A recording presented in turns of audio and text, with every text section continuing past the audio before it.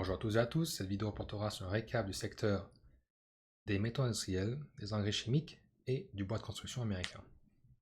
D'abord, sachez que cette vidéo s'inscrit dans le cadre des commodités, donc le cycle des commodités par rapport au marché américain. Ma thèse d'investissement se base sur ce ratio, donc ça c'est vraiment le point principal de ma thèse, c'est ce ratio entre les commodités, les matières premières par rapport au marché américain. Il faut voir qu'il y a ce cycle, et se trouve qu'ici, on se trouve au bas du cycle. L'investisseur malin va reconnaître ça, il va vouloir acheter des commodités pour ensuite les vendre plus cher contre le marché américain dans ces eaux-là. Sachez que ce n'est pas du trading, vous voyez je parle de 5 à 10 ans, histoire que ça revienne vers ici. La façon dont je structure mes vidéos, c'est que je vais vous montrer en termes de dollars ce qu'a fait les commodités dont je vais parler cette dernière semaine, et je vais aussi vous expliquer par rapport au niveau des ratios, comment jauger si quelque chose est sous-évalué ou surévalué par rapport à une autre. Parce que parmi toutes les commodités que je vous ai montrées le graphique d'avant, il y a des différentes commodités singulières entre elles dedans. Donc par exemple le fer, le cuivre, l'aluminium, le nickel, les engrais chimiques, etc., etc. Ici, je vais vous montrer au niveau du fer, je vais vous montrer ce qui s'est passé la semaine dernière en termes de dollars, et je vais aussi vous montrer où on se situe par rapport à l'or, qui est, je vous le rappelle, une unité de mesure qui est mieux que le dollar, parce que le dollar perd de sa valeur chaque année. Donc on utilise l'or comme étant un gage de valeur réelle. Ok, commençons directement avec le prix en dollars. J'avais spéculé la semaine dernière, enfin, du coup pas spéculé, mais qu'il y a eu une cassure vers le bas, la cassure est faite, et potentiellement, moi je spécule que ça va rester dans cet endroit-là, mais sachez que tout ce que je dis, ce sont que des probabilités, je ne connais pas l'avenir, surtout au court terme. Donc je pense que cet endroit-là est une bonne zone d'achat pour les compagnies qui jouent sur le jeu du minerai de fer. Vous allez me dire, mais comment moi je peux prétendre savoir que les minerais de fer, ou le prix du minerai de fer va augmenter dans le futur? Déjà, je vous ai montré le grand graphique sur lequel je base ma thèse d'investissement, mais je peux aussi vous montrer un autre graphique où je compare le prix du minerai de fer avec le prix de l'or, qui, je vous le rappelle, est aussi une commodité. Donc on va obtenir ces genres de ratios, on peut voir ici vraiment qu'on est sous-évalué par rapport à l'or. Donc qu'est-ce qu'on peut espérer? On peut espérer que le prix du minerai de fer va augmenter par rapport à l'or, et donc un retour en termes de dollars assez conséquent. Ici, on peut voir, pour ajouter une explication à mon propos, c'est qu'on peut voir ici le minerai de fer divisé par le marché américain. Et qu'est-ce qu'on peut voir? On peut voir aussi que le minerai de fer est sous-évalué par rapport au marché américain. Et l'investisseur contrariant, l'investisseur malin, va reconnaître ici qu'on est sous-évalué et va vouloir donc investir dans le minerai de fer par rapport au marché américain. Donc il espère, l'investisseur malin va espérer que le ratio se contracte, retourner vers la moyenne et potentiellement vers des hauts ici. Et sachez que tout ça s'inscrit aussi dans ça, les commodités en général par rapport au marché américain. La semaine dernière, j'avais recommandé, bon, sachez que ce ne sont pas des conseils d'investissement, mais moi j'avais recommandé d'acheter Kumba Iron Ore la semaine dernière. Je vous invite à voir la dernière vidéo de récap des métaux industriels pour que vous sachiez vraiment pourquoi je recommande cette compagnie-là. D'un point de vue graphique, pas grand-chose à changer, ça reste toujours dans cette zone d'achat ici, où je recommande d'acheter. Personnellement, moi je continuerai à acheter à cet endroit-là. Si vous voulez un peu plus de risque, potentiellement plus de retour du prix vers le haut, vous pouvez acheter par exemple Seed, qui est une compagnie brésilienne. Donc il y a aussi un jeu sur le fait que le cours de change de la monnaie brésilienne par rapport au dollar est aussi dans une sorte de retour vers la moyenne. Je vais vous montrer à quoi ça ressemble. Donc pourquoi je montre ce graphique-là, c'est qu'il y a une relation entre le réal brésilien et le dollar. Vous pouvez voir ici qu'il y a une cassure de la tendance générale qui était vers le bas ici, cassure vers le haut, continuation de ce pattern ici, peut-être consolidation ou de bottoming pattern ici pour ensuite repartir vers le haut. Pourquoi c'est intéressant? C'est intéressant parce que en commodité, surtout en commodité, une commodité est évaluée par rapport à son prix en dollars. Les échanges internationaux se font en dollars, donc la commodité, elle est évaluée en dollars. Mais sachez que cette commodité-là, la compagnie que je recommande, donc Seed, est située au Brésil. Donc il y a aussi une relation entre les coûts opératoires qui seront en dollars brésiliens, les investissements étrangers dans le Brésil si on voit que la monnaie augmente par rapport au dollar. Donc c'est comme un jeu multiple de leviers. Et moi, ça m'intéresse de jouer à ce jeu des cours d'échange qui va potentiellement aller vers le haut.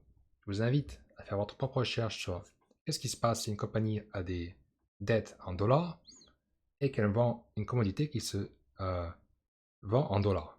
Et qu'est-ce qui se passe si le cours du dollar venait à baisser et donc que le cours de la commodité en dollars venait à augmenter. Il y a un effet double de levier et moi je fais partie de ça. Mais sachez que c'est beaucoup plus risqué que d'acheter tout simplement Kumba Iron Ore ou une autre compagnie que je vais vous montrer à l'instant. Ici nous avons Cleveland Cliffs, qui est une compagnie américaine, et on peut voir de manière similaire, mais pas autant bien en termes de point de vue graphique par rapport à Kumba Iron Ore ou Seed. Cette compagnie-là se porte plus ou moins bien au niveau des graphiques. Personnellement, moi je continuerai à acheter dans ces eaux-là, et je ne pense pas que c'est un mauvais endroit où acheter. On a vu cette cassure tendance générale vers le bas, cassure vers le haut, et une continuation de ce pattern ici. Ici, en tant que contrarien, l'investisseur contrarien va remarquer qu'ici, les gens n'en veulent pas parce que la compagnie ne fait pas d'argent. On peut voir dans ses revenus, donc c'est ligne ici, le net income, on peut voir qu'elle n'a pas fait autant d'argent qu'on pouvait espérer. Et c'est bien d'un point de vue investissement parce qu'on est vraiment sous le marché. Je viens de vous montrer que le minerai de fer est sous-évalué par rapport à l'or et au marché américain. Donc c'est comme si vous prenez un pari que le prix du minerai de fer va augmenter par rapport à l'or et au marché américain. Donc on peut espérer un revenu assez conséquent en futur si le prix du minerai de fer en dollars va augmenter. Donc l'investisseur contrariant va reconnaître ça et va voir que les gens n'en veulent pas parce que cette compagnie ne fait pas d'argent. Mais moi je veux acheter cette compagnie-là parce que justement les gens n'en veulent pas. Donc je peux acheter cette compagnie-là à rabais. Première chose à voir. D'un point de vue statistique, il faut voir que le price to book ratio n'est pas trop mal, c'est 1,25 par rapport à certaines compagnies, des géants du secteur qui jouent dans le minerai de fer. C'est peu cher par rapport à ces compagnies-là. Autre point intéressant, et pourquoi je recommande ça par rapport notamment à Kumba Iron Ore, peut-être avec un moindre pourcentage, c'est parce que cette compagnie a un peu de dette. Donc ça fait effet de levier quand le minerai de fer va augmenter en prix. Ok, passons maintenant au cuivre, qui est un autre métal industriel assez important, très important, je voulais dire. Ici, la semaine dernière, j'avais spéculé qu'on pourrait faire un retest, repartir, réessayer cette zone de résistance. Potentiellement, j'avais même spéculé qu'on pourrait repartir vers le bas. Il se trouve qu'on a cassé ici, en termes de dollars, cette zone de résistance ici, cassure vers le haut, et revenir faire un retest ici. Sachez que, comme je vous l'ai dit, je ne peux pas prédire l'avenir. C'est vraiment que des probabilités. Et au final, ce n'est pas très important au jour le jour de savoir où le prix va. L'important, c'est de voir les cycles des commodités en général.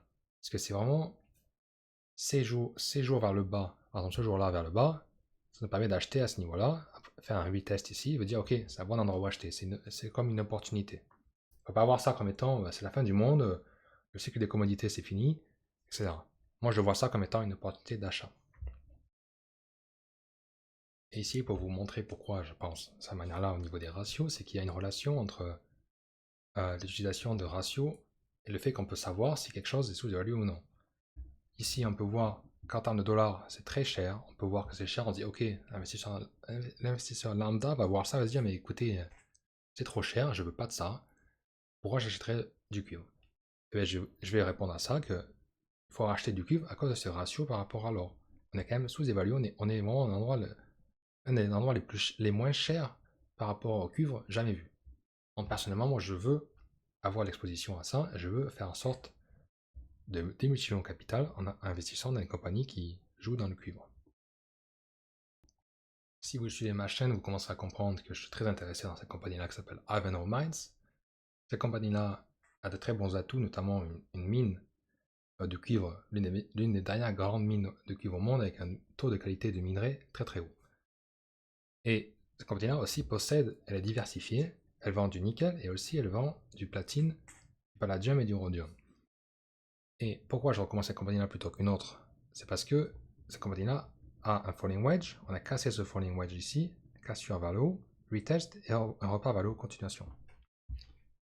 Pourquoi c'est intéressant par rapport à une autre compagnie de cuivre seulement? C'est que cette compagnie-là, elle trade comme étant une compagnie de platine. Et comme vous le savez peut-être sûrement, la dernière vidéo que j'ai fait sur les métaux précieux, je vous invite à la voir. Vous pouvez voir pourquoi je recommande cette compagnie-là. Elle trade comme étant une compagnie de platine, alors qu'elle possède l'un des meilleurs atouts en termes de cuivre. Donc c'est pour ça que je vais acheter cette compagnie-là. Elle est moins surévaluée par rapport à une compagnie qui vend seulement du cuivre.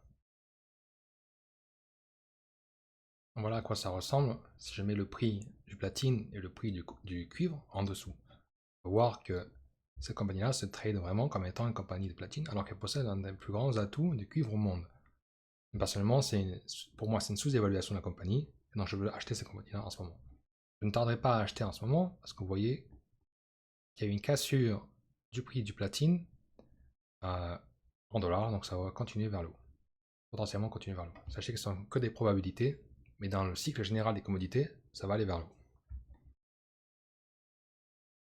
À titre de comparaison, j'ai mis en bas une compagnie qui joue plutôt sur le prix du cuivre plutôt que le prix du platine. On peut voir ce que je vais illustrer, c'est que cette compagnie-là, Ivanhoe, est sous-évaluée par rapport à HydroCorp en ce moment, d'un point de vue du fait qu'elle vend du platine aussi. On peut voir ici, et encore, je pense pas que c'est une mauvaise compagnie à acheter, je la détiens aussi dans mon portfolio, mais en ce moment, à l'instant T, il faut plutôt acheter Ivanhoe plutôt qu'HydroCorp pour le cuivre. Ok, passons au nickel. Nickel, j'avais spéculé qu'il y aurait un retest sur sa ligne de support. On n'est pas directement allé au plus bas de la ligne. On est venu ici, et ensuite pour repartir à ce niveau-là. Potentiellement, rester dans ces eaux-là, histoire de voir où on est. Et sachez que Ivanhoe, un de ses atouts, c'est qu'elle produit aussi du nickel. Donc c'est une compagnie assez diversifiée, c'est un des gens du secteur, très peu cher et diversifié notamment dans le nickel. Enfin, aluminium, j'avais spéculé qu'on retournerait vers cette zone de support ici pour donner une opportunité d'achat. Il se trouve que ça ne s'est pas passé comme prévu. On peut voir que j'ai été incorrect à ce niveau-là, que ça a continué vers le haut.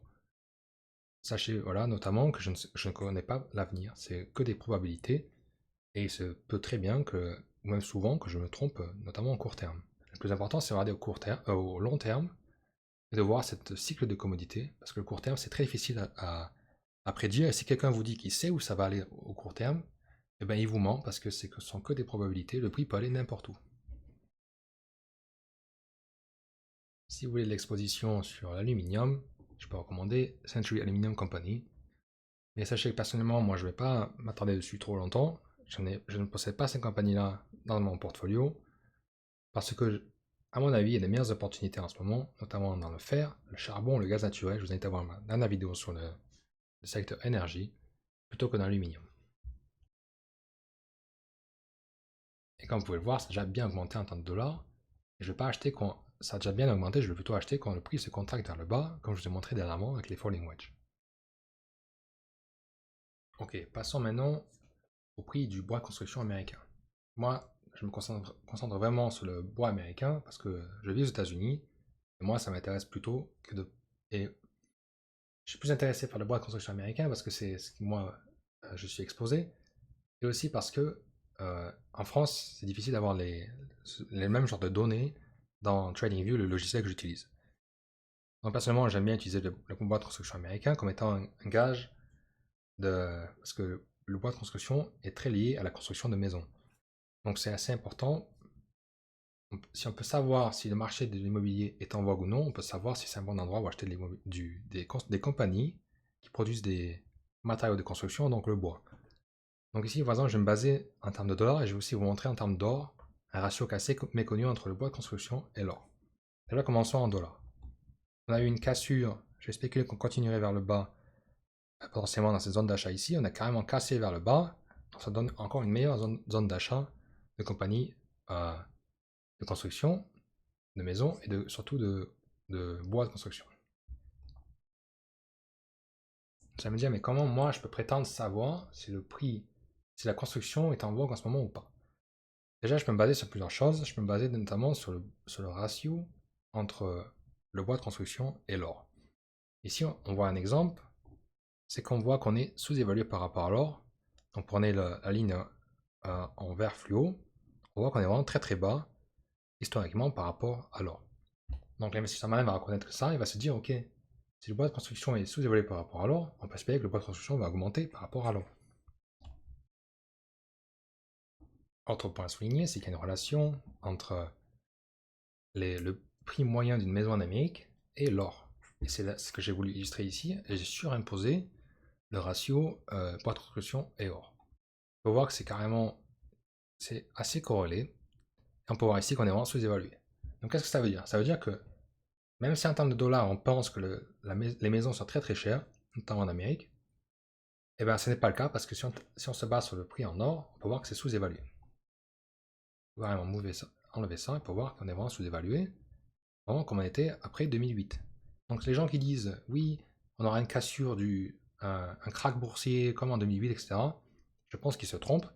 Personnellement, je ne pense pas. Je pense qu'on a quelques années devant nous avant que on ait une autre bulle immobilière. Pour l'instant, ça va être amené à continuer vers le haut d'un point de vue purement graphique. Pour soutenir mon propos encore plus, je peux vous montrer vraiment sur le marché américain qu'il y a un déficit de maisons. Les gens cherchent des maisons, il n'y a pas assez de maisons en ce moment.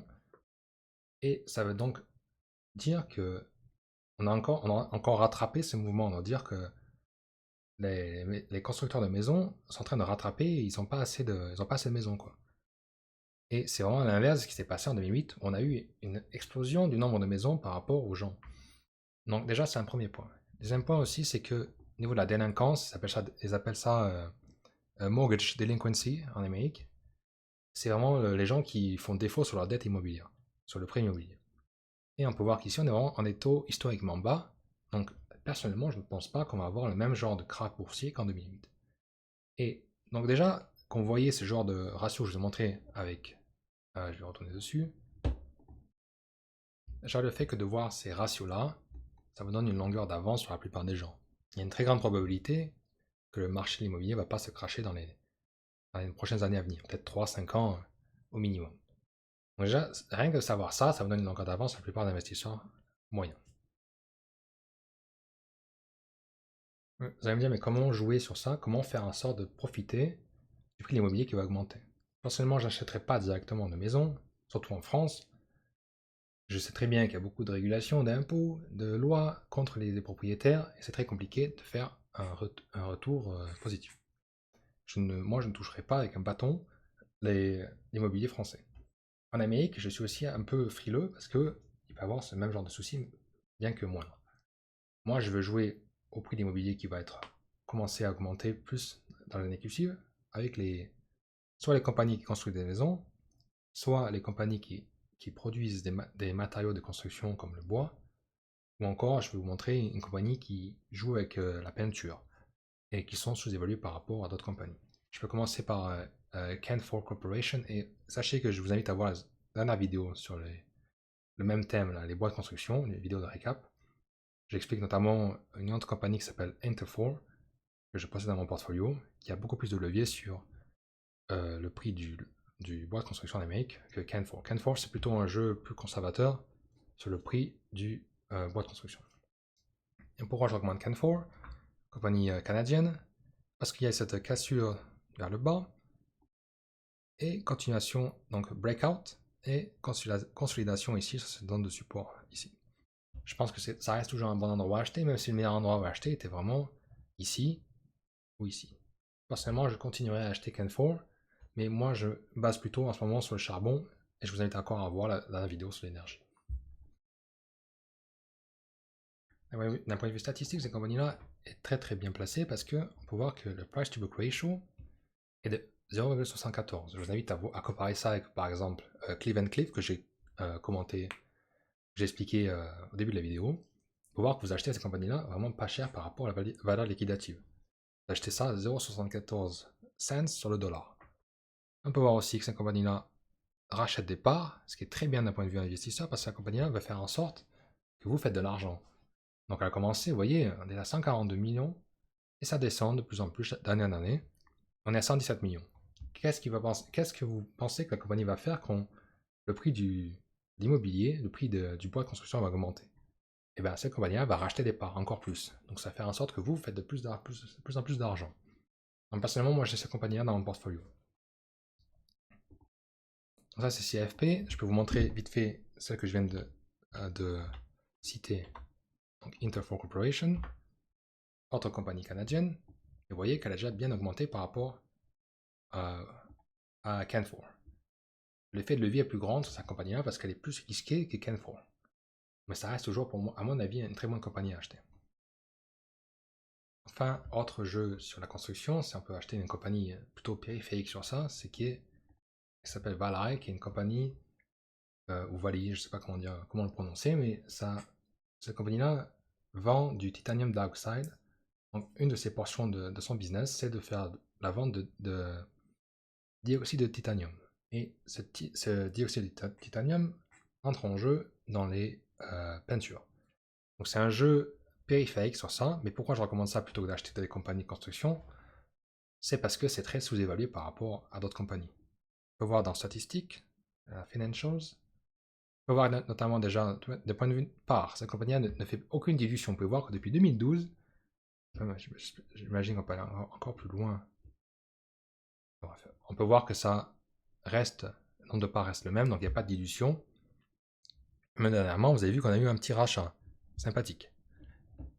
Pour le price to book, vous achetez cette grande compagnie à 450 millions, donc une compagnie moyenne, et vous avez le price to book ratio de 0,43. 0,43, vous achetez, je vous le rappelle, à 43 centimes sur 1 dollar. Donc déjà, le fait que cette compagnie va revenir à 1, ou même plus que 1, va augmenter votre part, votre investissement de manière assez sympathique. Et sachez qu'elle fait un petit peu de dividendes, mais je vous invite vraiment, prenez pas forcément mon avis, faites vos propres recherches. Sachez que vous achetez une compagnie qui est sous-évaluée, c'est vraiment ce que je pense.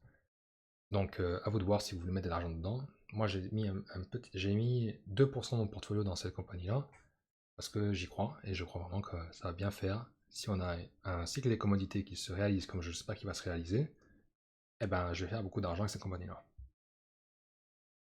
Et enfin, vous pouvez jouer directement sur la construction, donc les compagnies qui construisent la maison. Donc, l'une d'entre elles que je possède dans mon portfolio, c'est LGI Homes. On peut voir que rien que d'un point de vue graphique, c'est assez sous-évalué. Donc ça vaut peut-être la peine d'acheter à ce moment-là.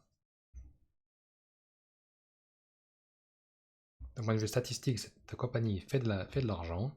On peut voir aussi, on va aller dans Statistics, le price to book est en dessous de 1, donc la valeur liquidative de la compagnie, vous achetez à 0,65 centimes ou cents sur la valeur liquidative. Donc c'est un très bon gage du fait que c'est sous-évalué. On peut voir qu'au nombre des shares, au nombre de parts, il y a eu une dilution en 2019 et un rachat de parts plutôt jusqu'en 23 millions en ce moment. Donc c'est un gage de la valeur que cette compagnie-là fait attention à vous, elle ne veut pas vous diluer à mort. Ok, maintenant passons à la dernière partie de la vidéo qui se base vraiment sur les engrais chimiques. Et quand on se base sur les engrais chimiques, il faut se baser sur le prix des commodités molles ou soft commodities qu'on appelle, en Amérique sont vraiment, la plupart c'est le maïs, donc le premier ici, le premier graphique, vous avez le soja et vous avez le blé. Et pour rappel, comme la semaine dernière, on se situe toujours au-dessus de cette zone de support. Ici, on a eu cassé cette résistance, donc tendance générale vers le bas. Et ici, on a cassé vers le haut ici. Et continuation au-dessus de cette zone de support maintenant. Cette zone de résistance qui est devenue support.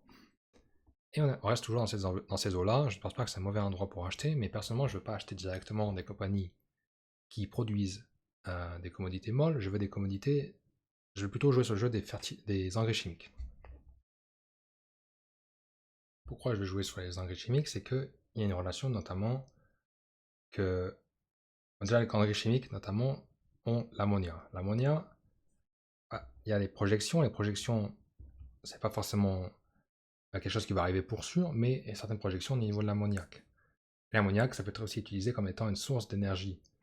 Donc il y a un effet double. L'ammoniac est impliqué dans les engrais chimiques, mais est aussi impliqué dans l'utilisation future comme énergie. Alors moi, ça m'intéresse, et je vous invite à voir le...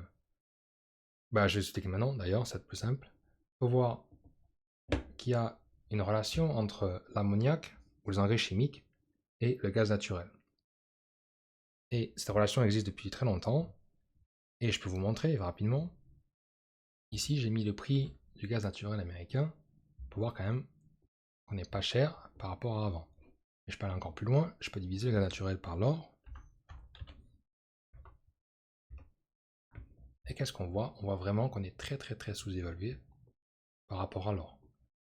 Donc rien qu'en me basant sur ça, et je sais qu'il y a une corrélation positive entre l'ammoniac et le gaz naturel, je veux aussi être dans l'ammoniac parce que je vois très bien que le gaz naturel est sous-évalué par rapport à l'or. Donc si on veut jouer sur les engrais chimiques et l'ammoniac comme étant source d'énergie, je pense que la meilleure compagnie à investir en ce moment, c'est LSB Industries ou le marqueur LXU. Et cette compagnie-là, ce qui est bien comme projet, c'est qu'elle veut aussi commencer à vendre l'ammoniac comme étant source d'énergie, notamment dans les bateaux. Et j'avais spéculé que c'était une bonne zone d'achat à cet endroit-là, potentiellement une zone de retest ici. On a cassé ça vers le bas, donc ça me donne une très bonne opportunité d'achat. Personnellement, moi, je mettrais de l'argent dans cette compagnie-là, ce que j'ai fait hier, vendredi. Et on peut aller dans Financials. Cette compagnie-là, c'est pas la plus sous-évaluée par rapport à une autre. Je peux vous montrer après une autre compagnie que j'ai déjà parlé avant, qui s'appelle Mosaic. Celle-là, elle est surévaluée par rapport à Mosaic parce que les gens savent très bien, les investisseurs malins reconnaissent que cette compagnie-là a de l'avantage parce qu'elle veut faire la production d'énergie avec l'ammoniac. Potentiellement une énergie verte, comme ils appellent. Donc le price to book ratio, c'est pas le meilleur, 1,29, mais ça reste quand même pas très surévalué, donc potentiellement un bon achat. On peut voir ici qu'il y a eu dilution et rachat continuel de parts. On peut voir que cette compagnie-là n'est pas très grande, donc potentiellement un bon upside. Autre compagnie, si vous voulez plus des engrais chimiques traditionnels, c'est Mosaic. Et Mosaic, ce qui est sympa d'un point de vue graphique, c'est déjà, d'un point de vue graphique, c'est extraordinairement beau. Vous avez cette tendance générale vers le bas, cassée vers le haut ici.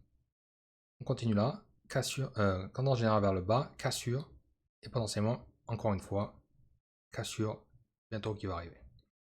Mais outre le graphique qui est assez sympathique, il y a aussi le fait que cette compagnie-là est sous-évaluée. On peut aller dans Financials. On voit déjà que ce n'est pas une petite compagnie, elle fait un très bon dividende. D'un point de vue revenu, cette compagnie n'a pas fait d'argent cette année-là, mais à la fin 2025. Mais pourquoi je recommence cette compagnie-là plutôt que d'autres? C'est que le price to book ratio est de 0,65. Si vous achetez 0,65 sur la valeur liquidative de 1$. Moi, ça m'intéresse beaucoup d'acheter cette compagnie-là. On peut voir aussi qu'il y a eu un certain rachat de parts. On voit ça à 385 millions, on termine à 317. Donc moi, je recherche, comme vous venez de le remarquer, je recherche vraiment des compagnies qui soit rachètent des parts, qui soient soit sous-évaluées, ou qui possèdent une multitude de ces caractéristiques, pour faire en sorte que moi, je veux démultiplier mon capital. C'est vraiment dans l'optique de démultiplier mon capital. Donc vous remarquerez, cette stratégie, c'est pas pour les gens qui ont peur de mouvements de prix. Il y aura beaucoup de mouvements de prix vers le haut et vers le bas. Donc c'est plutôt, je suis assez jeune, c'est plutôt une stratégie pour démultiplier son capital. Enfin, je fais un petit cadeau, si vous voulez en diversifier en plus, plutôt qu'à utiliser seulement Mosaic et LXU, vous pouvez aussi acheter ASCL Group. C'est aussi une compagnie que je possède et elle joue plutôt dans le jeu des engrais chimiques traditionnels.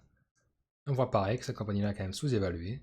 On peut voir qu'on est vraiment situé à cet endroit-là plutôt que d'acheter à ce top local. On peut acheter ici, aux alentours de cette zone de prix ici. J'ai aussi cette compagnie dans mon portfolio, donc vraiment pour que vous le sachiez.